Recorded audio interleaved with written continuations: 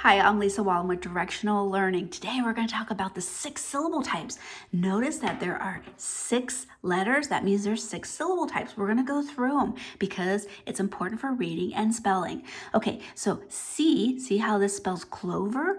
Clover makes 6 syllable types. So I tell them if we have a word like this and the word, the ending, beginning, middle, ending, ends with a C, ends with a consonant, then you have a closed syllable. You close the door, closed syllable, and guess what? It makes the vowel before it make a short sound. Now see the C? I just put it on its side if it ends with a C, and then now that means the short symbol. Short symbol means this vowel is going to make a short sound so they can touch it and read it. Cat. Hey, you just taught them a closed syllable type. So we're going to go through all the syllable types today.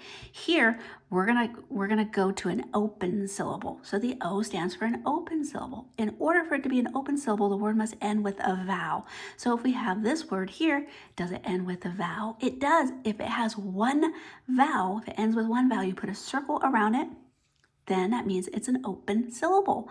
And this vowel will make its long sound. Long sound, E, because you don't have a consonant closing it up. Okay, so then now we're gonna move to vowel teams. What are vowel teams? 2 vowels that sit right next to each other. So say we have this word here. Well, I can decode it. I find the vowel. There's another vowel there. So I have 2 vowels sitting next to each other. Okay, the rule is when you have 2 vowels, this is the first vowel, second vowel. Hey, they were in a race, and this first vowel, guess what? It won first. It got there first, so it's the winner. It gets to make the long sound, the first vowel. Second vowel, it came in second place. It lost. It doesn't get to speak. So then now they can read the word. Eat, meat. Hey, this is vowel teams. Okay, now I'm going to do a silent E word. This is what a silent E word would look like. So if you were to decode the word, I see it ends with E. Hey, that's a vowel. If it ends with E, it could be the silent E syllable. E's job is to go backwards, jump over the consonant, and make the vowel before it, make the long sound. It is silent E. So that's the pattern. It gets to jump over the consonant and make the vowel make the long sound. So that's how we get the word plate. So silent E has to end with an E and jump over the consonant and the vowel. Okay, the next word I'm going to teach them is called bossy R or control R. Now to be bossy R or control R, hey, it's going to have a vowel before it.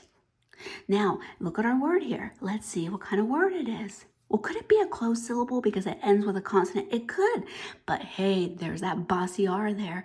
How can we tell if it's bossy R? Look before it, there's a vowel. Hey, that's the bossy R syllable. And you have to tell them if you have an A before the R, then guess what? That bossy R gets to make its sound. Guess what? It's the only consonant that can say its long sound, R. It gets to say its name, R, and the A will be silent. So that's how we get K, R, car.